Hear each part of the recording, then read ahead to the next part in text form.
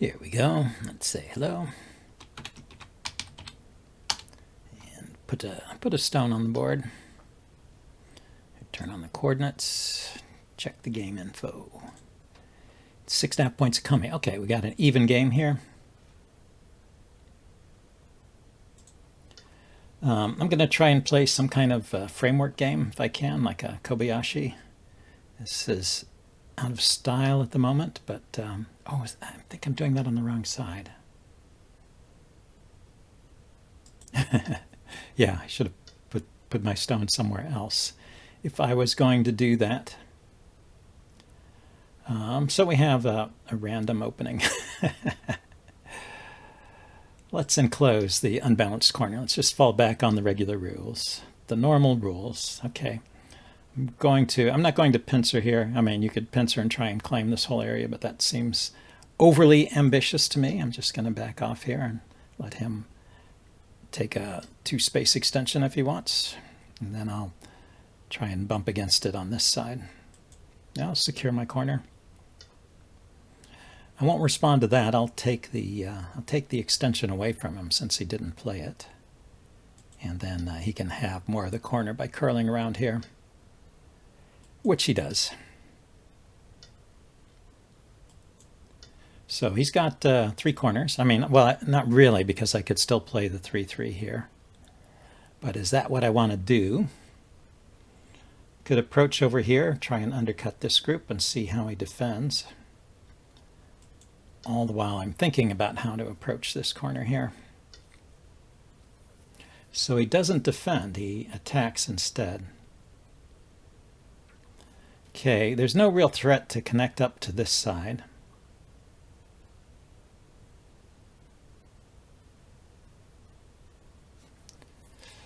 If I poke in here, though, what does he do? Does he block in this direction? Do I have enough? Let's start with the slide here, since he didn't defend the corner. Okay, now he's defending. Okay, we will turn this around then and go after this stone.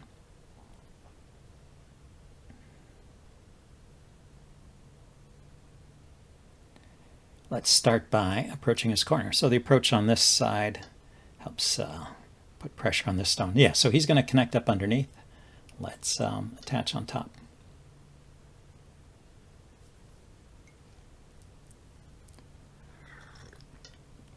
Also, he owes a move in this area. He never defended the corner.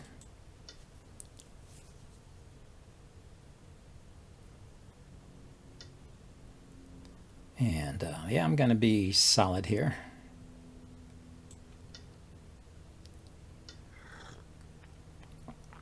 Okay. I can keep pushing. I could hane.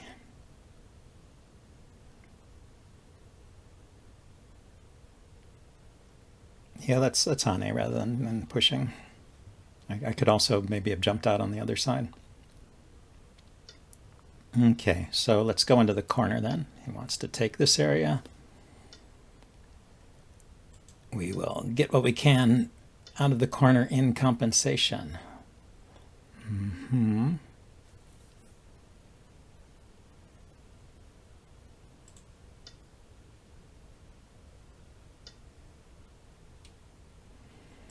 I wonder if this actually works here. He does have this stone. Maybe it changes the dynamic here.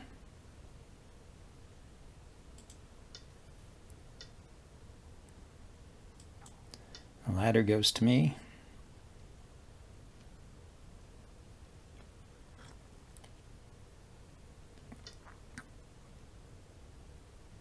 Here, here, here. Yeah, ladder goes to me.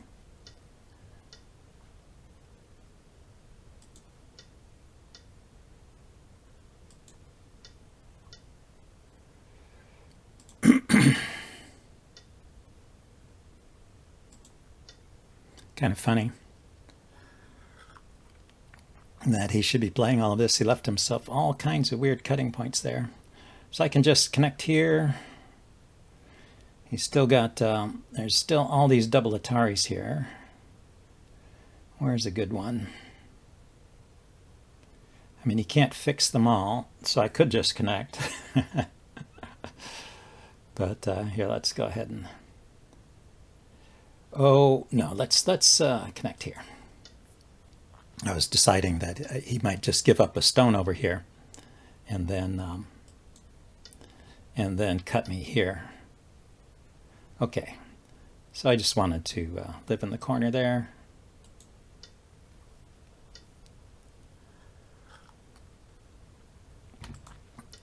And I did. And so this is alive. It's all connected. Pretty good result for me. Let's just extend from the other side, a 2-space extension from these stones. A modest 2-space. I've got a strong wall here, so that should not be a problem. Can peep here. So he fixes that. Let's go ahead and jump out, give myself a little more space here. These stones don't have any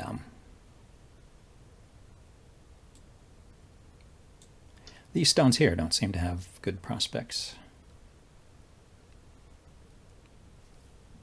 I don't know where they're connecting up to, and I don't know if they can live there. Okay. That's, I'll take the side in exchange for letting him out here.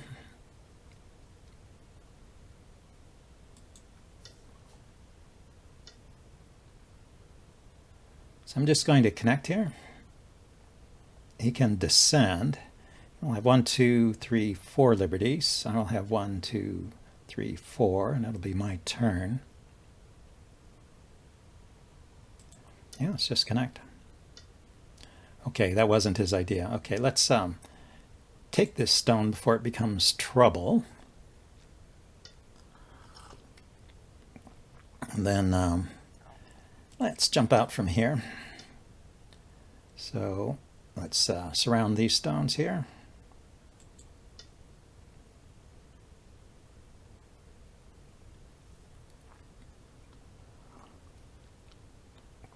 I mean, my stones are not in trouble. They're connected to the corner over here. So it looks like he decided to try and live over here. I'm going to use this as an opportunity to build a nice wall here and control more of this area.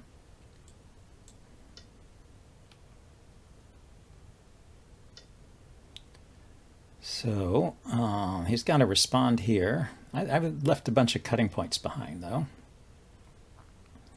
Let's protect my cutting point first. One of them, anyway.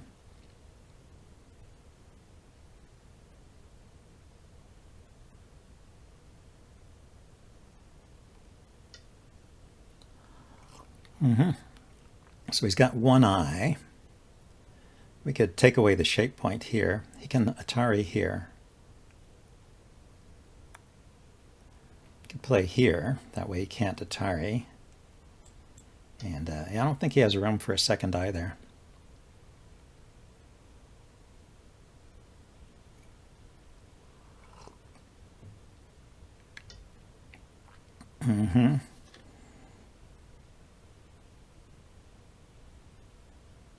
Yep, no room for a second eye.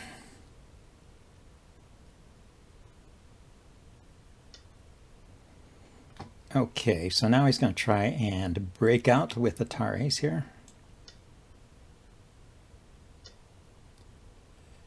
We will connect this way. Atari's that stone. And then if he connects, I'll connect. If he doesn't connect, I'll just take.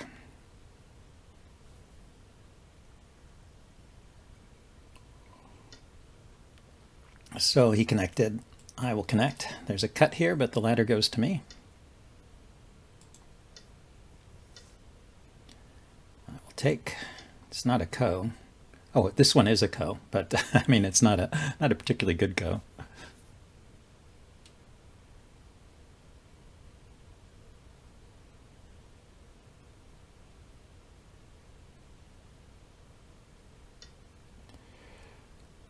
I'm not sure what his point is here. Yes, it's I'll just connect here.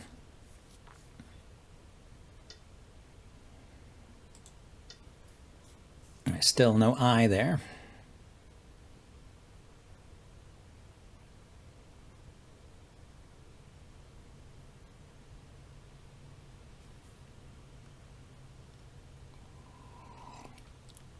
I guess if he had some really big co-threat, he could use that to try and win this co and make an I down here at K1. I guess that was the point of his play with all those sacrifices.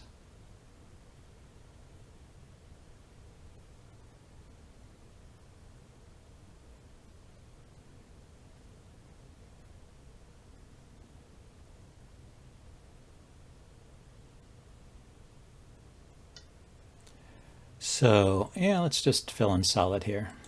It's probably bigger than anything he can do over here, like take those 2 stones.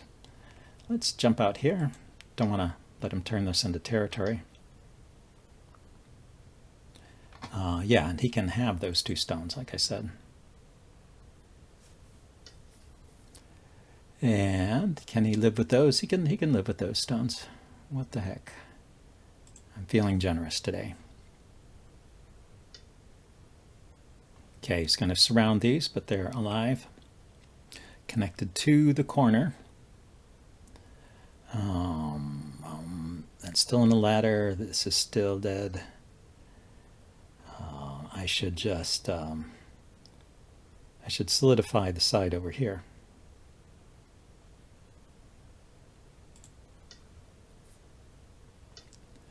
And over here.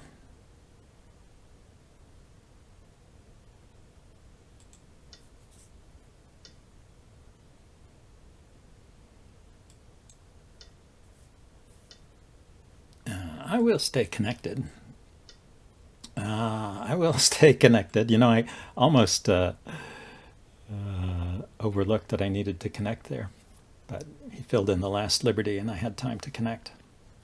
But the move before that I played a little too quick. I should have been checking that connection every time. That's how I get into trouble. Okay, he wants to go there. I think that's fine. Let's make like a table shape over here.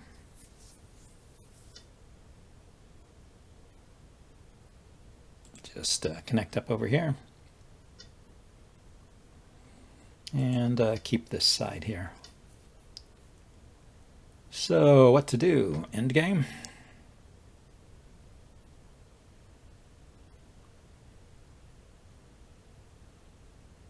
Yeah, this border over here was not settled yet, so let's go ahead and do that.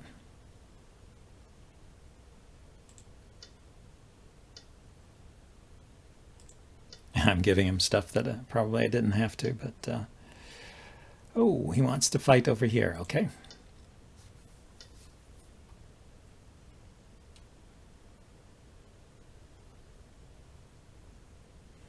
I want to catch this in a ladder if I can. What's the best way to Atari? This way, he extends, I extend, or down.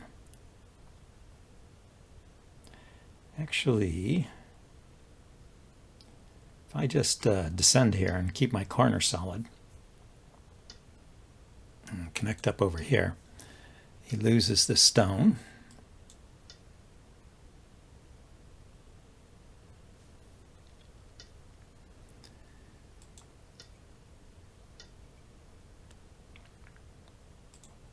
And I get to enclose this area here. Yeah, let's drop down over here. This should be good. Keep this from growing. And so I have a monkey jump here, the hunting underneath over here. Let's finish this corner. So white's biggest area of territory is over here. Let's go ahead and take here so I'm not short of liberties there with those stones. He has this corner from here to here, and counting these stones that he captured. I don't believe he can live in my corner here.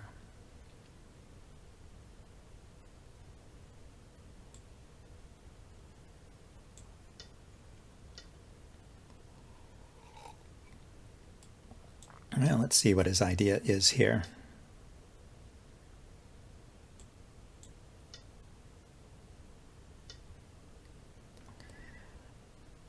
So he's got 3 stones there. Let's extend this way. Let's take this stone and then we'll surround these guys to keep them from making a living shape. Well, first we take the corner away and we connect here. This is alive because I took that stone. I've got 2 eyes. Let's push in here. So 1, 2, 3, 4. He's got 1 eye there. If I play here,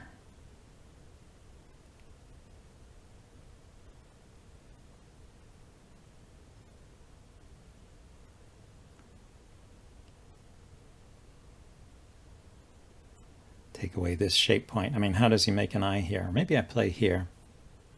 He comes on this side. I can Atari it.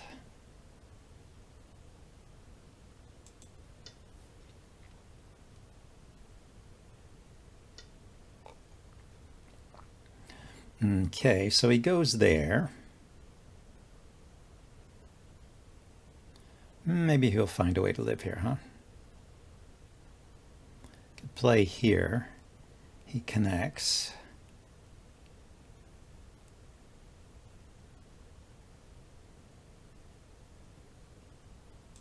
And maybe I'll play here.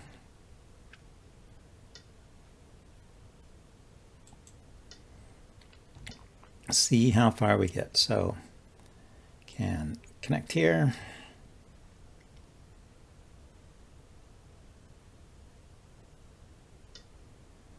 Can Atari here. If he connects, then I cut here and he's dead. Well, he's just dead. He's out of liberties there. There may have been, I don't know if I played that entirely correctly. There may have been some way for him to live there because of the way I played. It looked like he was getting somewhere. Maybe I can use Sabaki to help figure out what was going on there.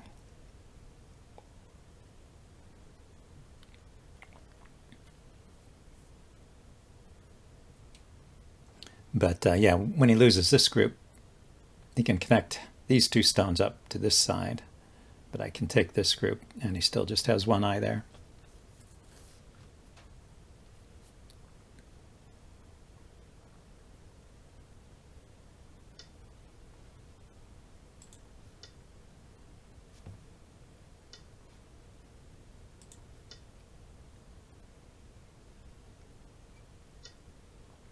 And I have a group here with multiple eyes. Okay, so if I go this way, and he pushes in, cuts me there, then I can Atari on this side and drive him into the stone and capture. So let's go this way. Try and stay nice and solid, yeah.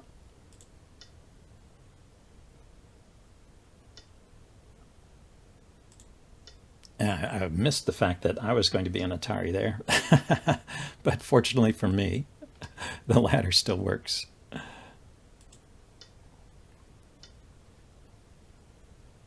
Okay, I still have 2 liberties here, and he's an Atari.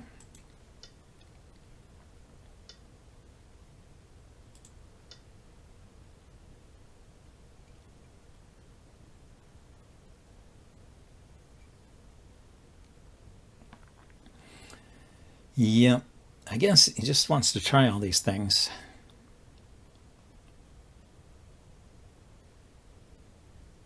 He resigned. Okay. Yeah, I think that game was over for a long time. But anyway, we'll check that out. And he probably said thanks for the game. So let's say thanks.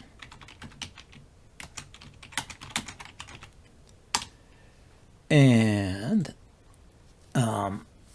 yeah, we will check this out in Sabaki and see if there were various improvements. I'm sure there were. And I'll see you guys then. Bye. I had Katago take a look at this game, and well, this is the evaluation graph up in the corner here. This is a win for me most of the way through the game. That's what this flat line down at the bottom indicates. But there was some interesting stuff going on in the beginning. And there's this little bump here at the end. We'll take a look at that. But let's first step through the opening. I guess we can go through this kind of move by move because it's all pretty straightforward here. And I played this big move here. I was trying to build a framework. I've been trying to play some, framework games like the Kobayashi or the Low Chinese. It's not the style that's approved of by the AIs, but on the other hand, it's not that bad either. You lose just a few points in terms of percentage winning score, so it's not a big deal. It's certainly still playable, particularly at this level. And I think it's interesting to get the experience. However, my opponent's next move, this descent here, this is definitely a slow move, and I don't recommend it even even as an experiment to gain some experience. He could enclose the corner. That would be big, or he could 3-3 me. AI's always like that move. Anyway, he descended here, and I start to build up an advantage with the next few moves. Let's see, he approached, I backed off. He went into the corner, and I responded. Now, my response here, that was a slow move. So I could just go into his corner again at the 3-3 or approach here. Those would be stronger moves than what I played. But my opponent played another slow move, and then I can just pincer on the other side. So this is good for me. And the continuation, the Hane here, is also helping me out. White could play away at this point, maybe taking the enclosure once again over here.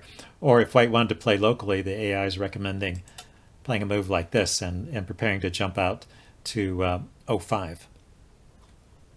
So anyway, he didn't play that. He played here, and we did this little sequence. And this is just good for me, especially after White plays another move and I have Sente. So I have the opportunity to play anywhere. I chose to play here. I knew that the AIs would prefer this approach, but this was not so bad. But in a while here, I start making mistakes. So he pincers, and according to Katago, I should just jump out here, which is a very logical move. Can't really quarrel with that. I was planning to go here and then jump out, but then he hits me. He kicks me here, and well, I can't really connect up. Well, maybe I could connect up. I'm not sure I want to. And I wasn't sure I wanted to jump out here. I just extended. But now I'm the one playing slow moves. He cuts off my one stone, which is not a big deal. It's not a problem. And then I played away at this point. Actually, Katago's suggesting I should descend here and keep this stone cut off. I think that makes a lot more sense than the way I played. Played away here. White turns, and now his stones are all connected, and my two stones are kind of isolated there. I played, this move on top to try and help those stones out. But actually, Katago said just forget about that for now and take advantage of the fact that he never defended his corner and do the double approach here. And this is still good for me. But, well, I didn't do that. I played over here, and we played a few more moves. And it's getting close to about even. Right here is interesting. It's always a question how long you should extend before you Hane. And of course, there's no general rule. You have to, there is the saying 1, 2, 3, and then jump. So I do 3 in a row before you do something else like a Hane or a one-space jump. But it really depends on the circumstances, and Katago is suggesting the Hane right here is that's the time to do the Hane. I extended once more, and then White extended, and then I did the Hane. And that's okay. The Hane is the right idea. He jumped out here. This is an interesting move, and it has a repercussion later. So let's go forward to the fight in the corner. This is a typical, approach, and then a pincer, and then a jump in the corner. That's a very typical sequence. And this Hane is normally a bad move, but actually it's playable because of the stone that's already here on e6. And maybe my opponent had an inkling that was the case, because he was very stubborn in trying to make that ladder work, but it just didn't work. But there is a way to make this work for White, so I'll show that. And I'll show why it doesn't work for Black and why it works for White. Okay, so I continue in the normal line here, where you're supposed to cut here to punish White for this Hane. And the problem is that these 3 stones are weak. And with this stone, they have nowhere to run. So he Hane'd here. And this is the losing move. After this, we can go forward in the game. This is where that ladder that doesn't work shows up, and it's just game over at this point. So let's go back and see what he should have done. He can just extend here. And then I would continue, probably. I mean, my best move is actually to do a 1-space jump out here, which I doubt I would have played. That's what the AI is suggesting. I probably would have gone ahead with this, thinking, well, I want to understand whether this still works with this stone here. And the answer is it doesn't. I suppose I could have simply read this out. Anyway, the reason it doesn't work is that now white can Atari that stone. I can run. White can Hane the stone. I turn. And normally, if it weren't for this stone at e6, normally this turn would be an Atari, and white would have to respond. And then I would have time to play the stone at b5. And then at that point, these 3 stones are dead. They're down to 2 liberties, and I have enough liberties all around to handle that. So those stones are dead.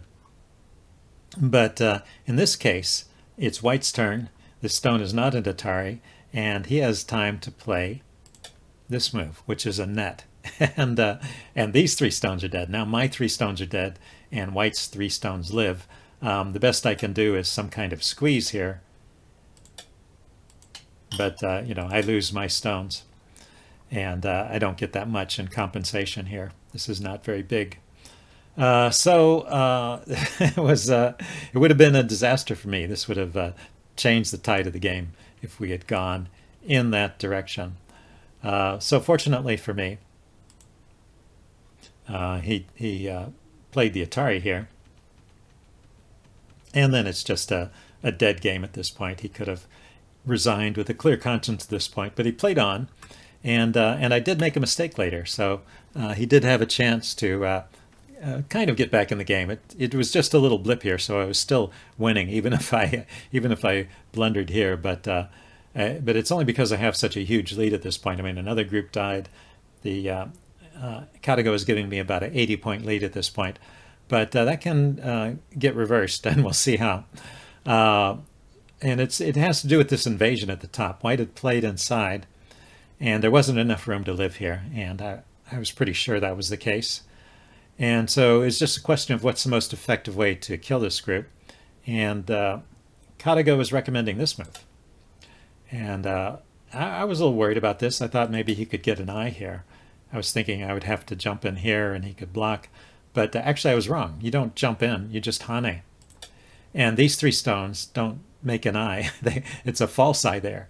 And these 4 stones in a row, that's only 1 eye. That's not 2 eyes. So this is just not a living group here, and that's the simplest way to demonstrate it to your opponent. Instead, I played this move, which still kind of works, but I make a mistake later. I jump out here. He Hane's that stone. Yeah, I was just going to connect out, and then he can't get a second eye here. And now the move that I need to play, well, the move I did play is this one. And this actually loses. He has a way to live here. So let's go back. Let's look at the move I should have played. It's this cut here, because this was interesting. He can take my stone now, and I thought this would be bad for me. I thought he would be living here. But this cut is still dangerous. So if white Ataris my 2 stones, then I Hane here. And this puts white in a difficult situation. If he tries to save the eye over here, he can't. He's out of liberties there. So that's a self-Atari. So he takes the stones over here, then I can extend. And he doesn't get a second eye, he only gets 1 eye. This is a false eye. So his group is still dead there. That's just not working for him. Okay, so let's go back to the game. Instead, I extended, and now white has a chance to live here, but he's got to play this correctly. So he plays here, that was right. I descended, and then he did the block at N19, and that loses because after this he has no way to save these stones, and then he only has 1 eye again. So that's all over, but he could have played this move. He could have connected these groups and taken away one liberty from my stones. And now, there's probably different variations here, but just as an example, I go here. This is kind of a long example, but and I'm trying to kill him from the inside, but having 4 stones in a row is always a bad sign. He can take here. Let's see. Yeah, let's just go through this. This is an AI variation. So I try to take away his outside liberties here, and finally he connects. And at this point, he's alive, right? He just needs to take these 4 stones, and he has 2 eyes there. So, but it's important that he took this stone here and has an extra liberty, because otherwise, if this liberty weren't here, if he were surrounded on this side, when he plays this move, I could extend and take his group. I could kill him from the inside. So it's a very close thing, but he could live there. And it's bigger than that, because he's alive and I'm dead. This group of stones here only has 1 eye. This big block here is a false eye. At H17, that's a false eye. If he could play a move, if I could play a move at G19 and at E19, if I got 2 moves in a row, I could make 2 eyes that way. But I don't get 2 moves in a row, so I'm just dead here. So not only did he live inside, but he killed me over here, and that's enough to make it a close game. Although I'm still winning, even with that huge turnaround. Anyway, I thought that was interesting, but he played the wrong move, and then I killed him, and that was just it. We played on a few more, and he resigned at this point. Anyway, interesting game. Hope you guys enjoyed it, and I will see you next time. Bye.